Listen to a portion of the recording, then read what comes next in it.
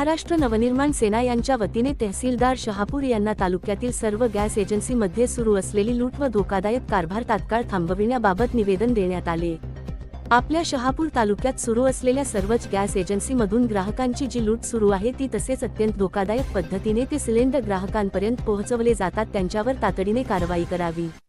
महाराष्ट्र नवनिर्माण सेना महिला सेनेच्या वतीने खालील मागण्या करण्यात आल्या।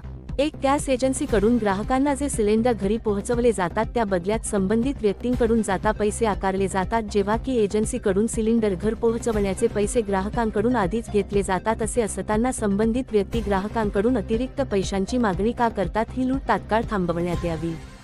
2 गॅस कंपन्यांकडून सिलेंडर घरपोच करताना तो लीक आहे किंवा नाही ते मशीनद्वारे चेक करून मगच ग्राहकांना द्यावा असा नियम असताना संबंधित व्यक्तींकडून तो सिलेंडर तपासणी न करताच दिला जातो। बऱ्याच वेळा ते सिलेंडर लीक असतात, अशा वेळी तो सिलेंडर म्हणजे घरामध्ये एक जिवंत बाळंत बसल्यासारखे आहे। असे निष्काळजीपणा सिलेंडर वाटप झाल्यामुळे प्रत्येक घरामध्ये एक जिवंत बाळंत बसल्यासारखे आहे। यामुळे कोणत्याही मोठी दुर्घटना होण्याची शक्यता नाकारता येत नाही। तरी दिला जाणार प्रत्येक सिलेंडर हा लीक मशीनद्वारे चेक करून देण्यात यावा। यासाठी प्रत्येक डिलिव्हरी गाडीमध्ये लीक चेकिंग मशीन ठेवून तो सिलेंडर तपासणी करूनच देण्यात यावा व ग्राहकांच्या जीविताचा धोका दूर करावा। 3 गॅस सिलेंडर डिलिव्हरी देताना त्याचे वजन करून ग्राहकांना देण्यात यावे। हे बंधनकारक असताना कोणत्याही डिलिव्हरी गाडीमध्ये वजनकाटा नसतो, तरी अशा सर्व गॅस सिलेंडर डिलिव्हरी गाड्यांमध्ये वजनकाटा बंधनकारक करून प्रत्येक ग्राहकाला सिलेंडर वजन करून देणे बंधनकारक करण्यात यावे।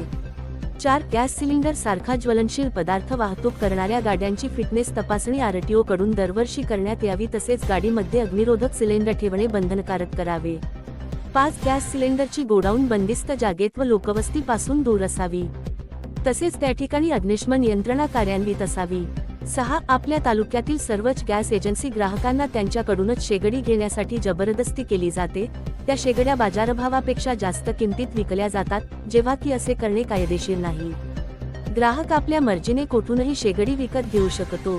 त्या शेगडीचे परीक्षण संबंधित एजन्सीने करून कनेक्शन द्यावे व ग्राहकांची पिळवणूक व लूट थांबवावी।